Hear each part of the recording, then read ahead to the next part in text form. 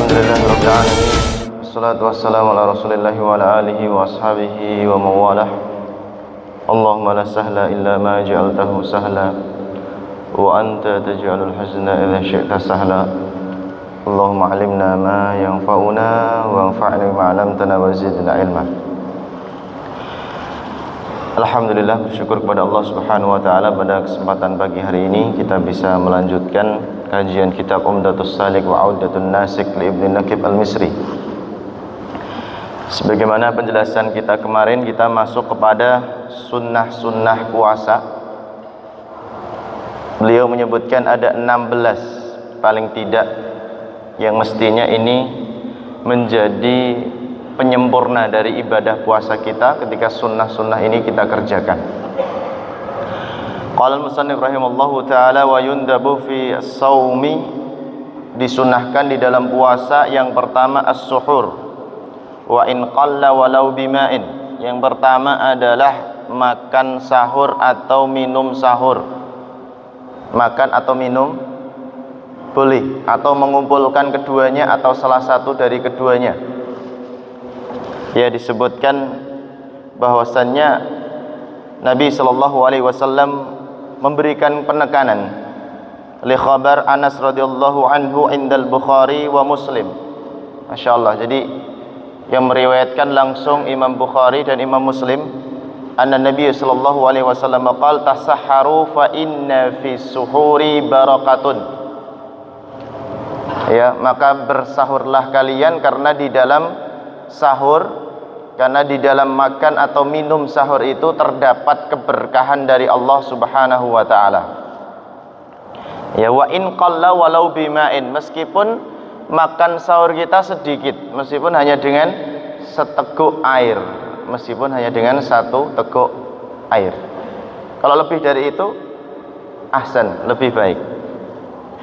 Wal afdal ta'khiruhu, dan yang paling utama, yang paling baik sahur itu diakhirkan. Diakhirkan di sini berarti mendekati subuh. Ya, tapi kalau misalkan kita mengikuti imsak, biasanya di masjid ya, atau di mana saja yang di situ ada suara imsak, diikuti ya tidak masalah untuk kehati-hatian.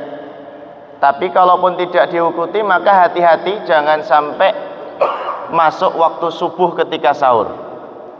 Ya, kalau diikuti berarti itu untuk kehati-hatian, karena biasanya ketika sudah ada suara imsak itu mendekati sekali dengan waktu subuh. Tidak lama dari itu sudah masuk waktu subuh. Maksudnya adzan subuh. Tapi kalaupun tidak menggunakan itu, tidak mengikuti imsak yang disuarakan di masjid-masjid, maka berhati-hati jangan sampai masuk waktu subuh atau adzan fajr yang ada di masjid, maka otomatis ketika dilanjutkan makan puasanya batal. Malam yakhafis subha, jadi mengakhirkan ini dengan syarat kita tidak boleh, ya tidak boleh apa? Tidak boleh ragu. Ya, sudah tahu jadwal subuh jam berapa, nah boleh mengakhirkannya sampai betul-betul mendekati adzan subuh.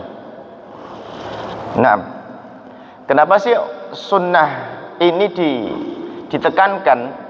Mengakhirkan sahur ini hikmahnya apa? Hikmahnya adalah litakhfifi masyaqqatis shaumi, untuk memperingan daripada puasa kita. Jadi semakin semakin terakhir sahurnya, maka puasanya kan semakin cepat Pak hitungan jamnya. Kalau sahurnya jam 2 kan berarti kita hitung saja dari jam 2 sampai jam 5.42 misalkan. Nah, berarti kan semakin lama. Itu yang dimaksud. Jadi ketika kita mengakhirkan sahur, sunnah di sini yang dimaksud hikmahnya adalah supaya puasa kita semakin pendek waktunya. Ya, meskipun ada di belahan bumi bagian yang lain itu ada yang mengalami, ya, kalau kitab ini didetailkan Pak penjelasannya atau dibacakan syarahnya, itu Masya Allah tidak selesai 1 bulan 2 bulan Pak. Tapi karena kita kajian ringan, ya, maka itu bisa kita lakukan dengan diskusi-diskusi ringan jika ada pertanyaan-pertanyaan. Bagaimana hukumnya jika di wilayah itu siang harinya lebih dari 24 jam Mbak. Jadi siang harinya lebih lama daripada malam hari, atau sebaliknya malam harinya lebih lama dari siang hari. Nah, ini bagaimana hukumnya para ulama ini dijelaskan semua. Yang kedua adalah wal afdal ta'jilul fitri idza tahaqqaqal ghurub. Nah, tadi mengakhirkan sahur disambut dengan mempercepat buka puasa.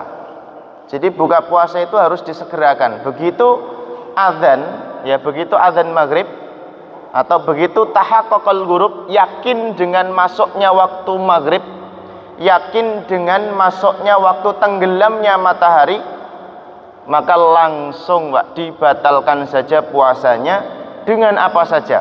Ya paling afdol memang dengan tegukan air, dengan biji, dengan apa? Butiran-butiran kurma ya. Kalau biji kan dalamnya ya. Butiran-butiran kurma yang paling afdol juga ganjil jumlahnya. Kalau ada satu nggih satu, ada tiga nggih tiga, ada lima ya lima. Seperti itu dan seterusnya, disambut dengan air putih. Nah, itu yang dilakukan, yang sering dilakukan oleh baginda Nabi kita Muhammad sallallahu alaihi wasallam. Baru kemudian makan makanan yang lain, manis-manisan, Pak. Itu lebih ditekankan. Kenapa manis? Karena makanan yang manis itu sesuai dengan kandungannya lebih memiliki kekuatan. Gula-gulaan itu lebih memiliki kekuatan jika memang tidak memiliki madharat ketika dikonsumsi. Nah, itu Pak. Jadi utama seperti itu, langsung menyegerakan untuk berbuka puasa. Nah, berikutnya adalah wa yuftiru ala tamarati witran fa in lam yajid falma. Ini juga termasuk sunnah Nabi sallallahu alaihi wasallam untuk beriftar, membuka puasa dengan tamarat, dengan kurma. Tadi sudah saya sebutkan, ternyata matannya juga menyebutkan yang sama, yaitu dengan kurma yang jumlahnya ganjil, fa in lam yajid falma. Maka kalau kita tidak dapat kurma, boleh hanya dengan air saja, air putih Pak. Ya, boleh dilanjutkan dengan air-air yang lain, tidak ada masalah. Ya, Nabi sallallahu alaihi wasallam juga mengatakan, hadis ini hasan sahih. Nabi sallallahu alaihi wasallam qala idza aftara ahadukum falyuftir ala tamrin fa in lam yajid falyuftir ala ma'in fa innahu tahurun. Nah, itu dia. Jadi jika salah satu di antara kita berbuka puasa, maka berbuka puasalah dengan tamar. Tamar itu kurma. Jadi kurma itu, ya kalau di Arab Pak, itu terbagi menjadi dua. Yang pertama itu ada rutab. Rutab itu kurma muda Pak. Kurma muda itu yang masih kekuning-kuningan, bahkan merahnya itu hanya di pucuknya saja, namanya rutab. Nah, biasanya harganya lebih mahal daripada tamar, dan rasanya juga lebih enak pastinya Pak daripada tamar, daripada kurma. Jadi rutab itu kurma muda. Kemudian baru kalau semakin lama menua Pak, dia semakin memerah, ya akhirnya menjadi apa? Merah kemerahan dan lama-lama menjadi hitam juga. Nah, ini yang disebut dengan kurma tua. Lah, kurma tua itu harganya semakin murah. Semakin murah lama-lama Pak. Kurma itu ketika lebih dari 1 tahun, 2 tahun, 3 tahun, bahkan nanti ada expirednya, ada rusaknya juga. Ya, ciri-ciri di antara kurma yang sudah mulai rusak biasanya ada kutu-kutu kecil. Nah, itu ya jangan dikonsumsi Bapak Ibu ya. Itu jangan dikonsumsi, karena ketika sudah mulai ada kutu-kutu kecil berarti harus di save ya, dikasih makan binatang dan seterusnya, jangan dikonsumsi. Nah, itu macam-macam kurma. Lah monggo, yang kita miliki apa silahkan dinikmati, dikonsumsi, yang penting tidak sampai pada kurma yang rusak. Kemudian disunnahkan di dalam kita berbuka puasa itu berdoa, wa yaqulu Allahumma laka sumtu wa ala rizkika aftartu. Atau berdoa dhahabat dhama'u wabtalatil uruq wa thabatal ajruq, sama. Boleh. Allahumma laka sumtu, ya Allah, ya untukmu puasaku ini. Memang betul Pak. Kenapa? Karena puasa kita itu yang bisa menilai atau yang akan memberikan balasan atau jaza khusus untuk puasa itu Allah Subhanahu wa taala. Jadi memang betul-betul puasa yang kita kerjakan, yang kita lakukan ini murni Allah yang akan menilai, murni Allah yang akan memberikan jaza. Ya, tidak bisa diintervensi dari manapun. Ya, makanya Allahumma lakasumtu. Ya Allah, untukmu. Ya, untukmu dari apa? Puasa yang telah aku lakukan. Wa ala rizkika aftartu. Dan dengan rizki yang kau berikan atasku, baik berupa kurma, baik berupa air putih ini, ya aftartu, maksudnya saya berbuka puasa. Aku berbuka puasa. Itu doa-doanya yang banyak riwayat-riwayat yang lain yang menjelaskan tentang doa berbuka puasa ini. Wa yundabu kathratu al-jud. Nah, ini di dalam puasa kita juga disunnahkan untuk memperbanyak jud. Jud itu adalah kathratu a'malil khair, memperbanyak amal-amal kebaikan, Pak. Jadi Rasulullah Shallallahu Alaihi Wasallam itu ketika di bulan Ramadan itu ajwadun nas, wa kana ajwadu ma yakunu fi Ramadan hina yalqahu Jibril alaihi salatu wassalam. Maknanya Rasulullah Shallallahu Alaihi Wasallam itu ketika di bulan Ramadan mencontohkan kepada umatnya menjadi hamba Allah yang paling banyak berbuat amal kebaikan. Nah, di sini dikhususkan jud itu adalah kemurahan. Lah murah itu berarti kemurahan itu lebih cenderung kepada pemberian. Pemberian berarti lebih cenderung kepada sedekah. Nah, dari sini, Pak. Makanya kenapa di bulan Ramadan itu Rasulullah banyak bersedekah, ditiru oleh para sahabat, sahabat ditiru oleh para tabi'in, tabi'in ditiru oleh tabi'ut tabi'in, dan seterusnya sampai para a'immatul arba'ah, sampai kemudian para ulama-ulama penerusnya, sampai kepada kita saat ini kita mendapatkan contoh, mendapatkan qudwah, mendapatkan tauladan dari mereka. Ya, bagaimana cara kita hidup di bulan Ramadan bersama dengan Nabi Shallallahu Alaihi Wasallam. Jadi Rasulullah sudah wafat, tapi kita masih bisa ya mencontoh, meniru dengan adanya para ulama yang menulis kitab-kitab seperti ini. Rasulullah banyak melakukan sedekah di bulan Ramadan, ya kita semampunya, Pak.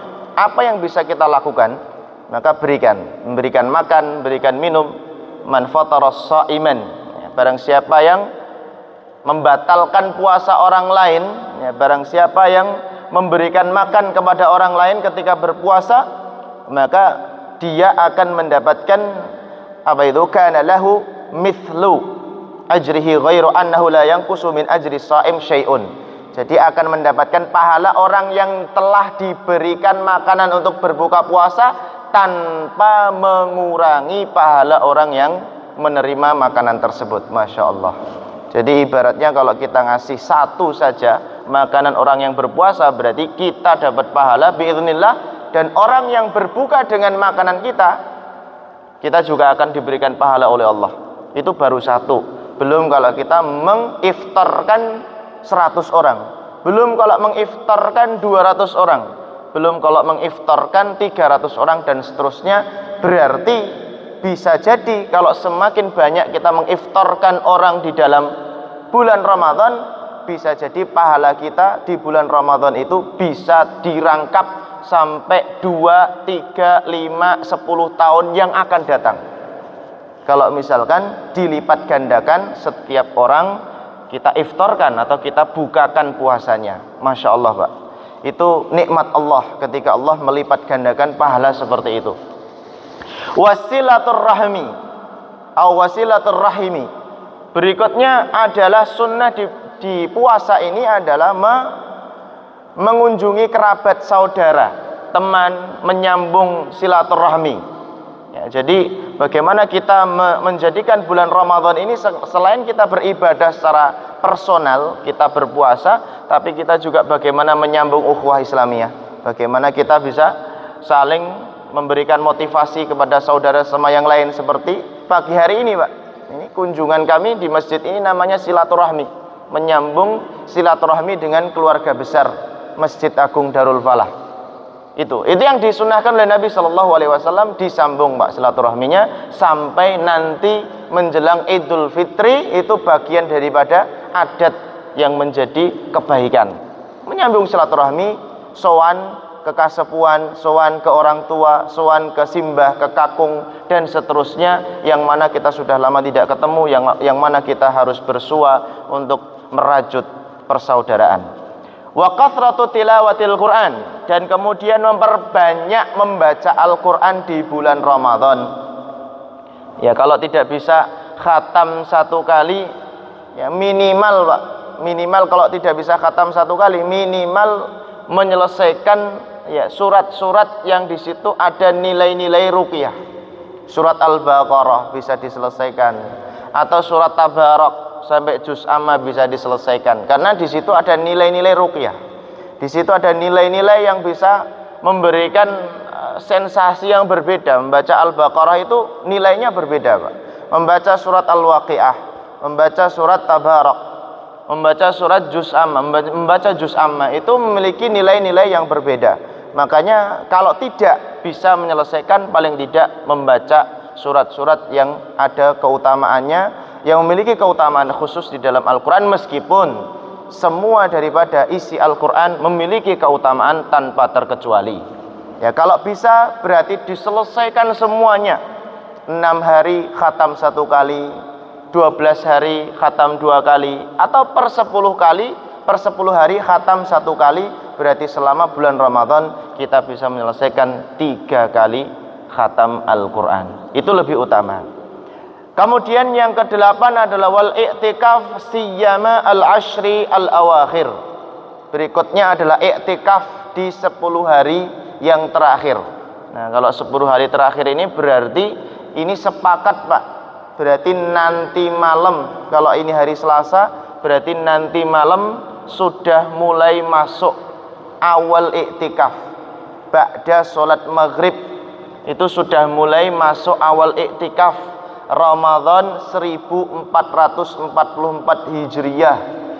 Monggo Bapak-bapak, jika ada waktu, jika ada kesempatan, diluangkan, menyempatkan diri untuk beriktikaf di masjid-masjid yang di situ diadakan iktikaf, di masjid-masjid yang di situ diadakan tadabbur Al-Quran, qiraatul Quran, wal adhkar, wa ta'lim, wa ta'allum. Monggo, di mana saja yang di situ diselenggarakan kegiatan iktikaf di bulan Ramadan. Wa an yufattira as-suwama. Kemudian yang ke-9 adalah memberikan iftar kepada orang yang berpuasa. Tadi sudah saya jelaskan, meskipun dengan air putih. Tidak harus sedekah itu dengan makan besar, Pak, tidak harus. Dengan air putih pun sudah bisa. Wa taqdimu ghuslil janabah 'alal fajri. Nah, ini penting Bapak Ibu. Semuanya ini untuk Bapak dan untuk Ibu juga adalah ketika kita junub sebagai orang yang sudah berkeluarga atau menikah, pastikan ya, kita usahakan, Pak, meskipun ini hukumnya sunnah, tapi tidaklah kemudian dari hukum sunnah ini kita remehkan atau kita sembronokan ya. Jadi kalaupun terjadi misalkan hubungan suami istri di malam hari, usahakan sudah mandi terlebih dahulu, sudah mandi janabah sebelum fajar. Kenapa kok seperti itu? Apakah ketika seseorang yang junub kemudian masuk fajar itu bisa membatalkan puasa? Itu kan menjadi pertanyaan akhirnya. Jawabannya tidak membatalkan puasa. Jadi kalaupun ada orang yang junub kok ternyata sampai fajar, junub nggih, bukan jima. Kalau jima sampai fajar berarti kemarin sudah kita bahas membayar kafaratul utmah. Kalau enggak membebaskan budak mukminah ya berarti puasa 2 bulan atau ngasih makan 60 orang miskin. Ya, kalau misalkan jima. Tapi kalau ini sudah selesai hubungan suami istri, tapi ternyata sampai paginya belum mandi. Apa yang menjadi kekhawatiran di sini? Yang menjadi kekhawatiran adalah ditakutkan ketika mandi, ya, maksudnya ketika mandi janabah di waktu fajar ini, nanti ketika memasukkan air ke dalam telinganya, ketika berkumur-kumur, ketika menghirup air, dan seterusnya, ketika mengguyurkan air ke seluruh tubuh ini kan inggimas, Pak. Mengguyurkan air ke seluruh tubuh, ada jangan-jangan air yang masuk ke dalam perut atau ke salah satu dari anggota tubuh kita yang terbuka. Namanya ulama menyebutkan, disebut dengan a'dha'i al-manfat al-maftuh. Jadi a'dha itu anggota tubuh, al-manfat, manfat itu adalah anggota tubuh yang berlubang, maftuh berarti terbuka. Anggota tubuh kita yang berlubang dan terbuka. Ini kalau misalkan terkena air, ini kalau misalkan terkena, kemarin seperti yang kita bahas, bahkan obat-obatan bisa dikhawatirkan nanti air tersebut masuk ke dalamnya. Nah, ketika masuk ke dalamnya maka otomatis akan membatalkan puasa. Maka ini yang dikhawatirkan para ulama. Makanya sunnahnya mandi terlebih dahulu. Lah terus bagaimana Ustadz dengan orang yang mimpi basah ihtilam di siang hari? Gitu. Ini juga wajib mandi juga, meskipun puasanya tidak batal ini. Kalau misalkan mimpi basah di siang hari, puasa tidak batal. Ini bil ijma, tidak ada yang khilaf di antara para ulama. Terus bagaimana cara mandinya? Cara mandinya dengan berhati-hati. Tidak boleh tergesa-gesa. Kemudian ketika memasukkan air ke telinga tidak boleh diguyurkan. Jadi cukup diusap-usap saja.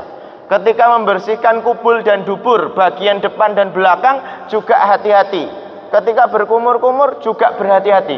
Masya Allah. Jadi ketika berpuasa ini, kondisi kita tidak boleh sembarangan sama sebagaimana hari-hari biasa. Makanya para ulama menyarankan, bahkan ini menjadi sebagian ulama bahkan tidak memperbolehkan ketika berpuasa itu berenang, Pak. Berenang itu tidak boleh.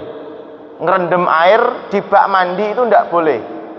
Ya, ngerendam air di bak mandi lama-lama itu tidak boleh. Karena apa? Bisa menjadikan salah satu dari anggota tubuh kita yang terbuka itu kemasukan air yang menjadikan penyebab pembatal dari puasa kita. Berikutnya adalah yang ke-11, tarkul ghibah, meninggalkan ghibah. Ghibah itu membicarakan orang lain. Ini yang sudah sering dibahas ya, di kajian tazkiyah atau di kajian mana saja, tidak perlu kita panjang lebarkan. Intinya di dalam puasa tidak boleh kita membicarakan orang lain keburukannya. Yang mana ketika kita berbicara ini sebenarnya bukan termasuk pembatal puasa hissiyan. Puasanya secara hissi, zahirnya tidak batal, Pak. Tapi yang batal di sini yang dimaksud maknawinya. Jadi puasa satu hari full tapi tidak mendapatkan pahala puasa disebabkan karena kita ghibah tadi. Namimah juga demikian, mengadu domba. Wal kadzib, kadzib itu berbohong. Ya, berbohong itu juga sama. Berbohong kepada orang lain, berbohong kepada anak, istri, keluarga, santri, murid dan seterusnya, anak buah. Itu juga menjadikan puasa kita batal, tapi batal secara maknawi. Pahalanya yang tidak diberikan oleh Allah karena perbuatan-perbuatan ini. Wal fujur, yang ke-13 ada wal fujur wal fuhsyi, yaitu perbuatan keji, perkataan yang kotor. Ini juga sama, adalah sama. Ini ketika dilakukan maka yang batal bukan puasa secara zahirnya, tapi puasa secara maknawi. Wasyahwat. Nah, syahwat ini juga sama, Pak. Ini tambih, peringatan. Syahwat ini ketika terjadi apa, Pak? Perangsang antara suami dengan istri. Kalau kemarin disebutkan dengan tafakkurin au nadhar. Tafakkur itu berpikir, berkhayal sampai menjadikan syahwatnya naik, atau nazar, melihat. Ya, atau kalau tidak berpikir, ya melihat, ya mendengar. Ada 3 faktor, Pak. Mendengar juga sama, mendengarkan suara-suara yang bisa membangkitkan syahwat. Lah ini ditinggalkan. Kalau misalkan bisa menyebabkan kemadharatan, maka ini semua penyebab yang menjadikan syahwat naik, maka ditinggalkan semuanya untuk kehati-hatian. Karena ayyam ma'dudat, karena puasa Ramadan ini adalah waktunya terbatas, hari-harinya terbatas, kita jadikan berkualitas. Berikutnya yang ke-14 yang menjadi sunnah adalah meninggalkan fastu. Ya, pernah dengar nggih, Pak? Jadi ini semacam pengobatan tibun nabawi nggih, fastu hijamah. Ya, fastu itu kan berarti Pak, mirip dengan donor darah aslinya. Jadi dia totok darah yang dilakukan dengan cara memasukkan jarum infus ke pembuluh darah itu loh, Pak. Jadi darahnya itu dikeluarkan langsung. Nah, itu hati-hati. Kenapa di situ ada maklumat yang harus diperhatikan, karena bisa menjadikan Bisa menjadikan yudhaifuhu al-jism. Bisa menjadikan anggota tubuh kita itu lemah. Ketika darah dikeluarkan seperti orang yang donor darah itu, Pak. Habis donor darah itu kan akhirnya lemes ya. Ini dikhawatirkan puasanya tidak maksimal. Dengan adanya dia lemes, puasanya tidak maksimal. Tapi aslinya tidak membatalkan puasa. Tapi kalau misalkan dengan adanya ini puasanya jadi nggak maksimal, maka ini lebih baik ditinggalkan saja. Termasuk yang kedua adalah hijamah. Hijamah itu bekam, Pak. Bekam juga sama, jika dikhawatirkan menjadikan kita tidak kuat puasa, maka ini juga ditinggalkan. Jangan sampai berbekam di puasa ketika memang tidak sanggup dan tidak kuat. Fa in syutima, jika di dalam puasa Ramadan kok ternyata qadarullah ada orang yang mencaci maki kita, atau puasa yang lain selain Ramadan juga bisa ada orang yang mencaci maki kita, fa in syutima falyaqul, maka katakan inni shaim, sesungguhnya aku sedang berpuasa. Masya Allah, itu aslinya teguran Pak itu. Wa tahrum, nah kemudian ini yang ke-15 adalah macam-macam dari perbuatan yang diharamkan ketika berpuasa. Ini hukumnya haram Mbak bahkan. Wa tahrumul qublah. Ya, qublah itu sama dengan mubasyarah, yaitu muqaddimatul jima. Muqaddimatul jima itu pemanasan atau perangsangan antara suami dengan istri atau selainnya yang bisa mengangkat atau menggairahkan syahwat. Ini hati-hati Pak. Ini hukumnya haram. Liman harrakat syahwatahu, jika menjadikan syahwatnya naik dan akhirnya dia melakukan hal-hal yang diharamkan oleh Allah Subhanahu wa taala. Bi an la yatanawal fil lail. Kemudian di sini yang ke-16 yang terakhir, ada satu hal yang perlu ya kita perhatikan, hukumnya haram Mbak ini, yang disebut dengan puasa wisol. Nggih, puasa wisol mungkin baru kita dengar atau sering kita mendengarkan Mbak. Puasa wisol itu adalah puasa yang dilakukan secara terus-menerus. Jadi tidak ada bukanya, tidak ada iftarnya. Lanjut, hari ini puasa dilanjutkan langsung hari besoknya, langsung hari besoknya. Nah ini kalau misalkan tidak dibatalkan meskipun dengan satu tegukan air minum, maka otomatis Pak, hukumnya haram.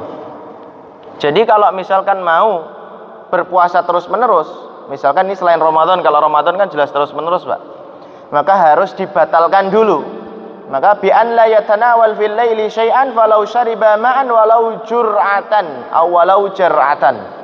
Jadi minimal untuk menjadikan supaya tidak wisol, untuk menjadikan supaya tidak puasa itu nyambung terus-menerus. Kalau Ramadan kan pasti terus-menerus Pak ini. Terus-menerus itu pun harus dibatalkan. Jadi nggak boleh puasa Ramadan ini sekarang berpuasa, nanti maghrib nggak buka Pak, langsung jalan terus sampai hari besoknya nggak buka lagi, jalan terus sampai besoknya. Lah itu nggak boleh, hukumnya haram.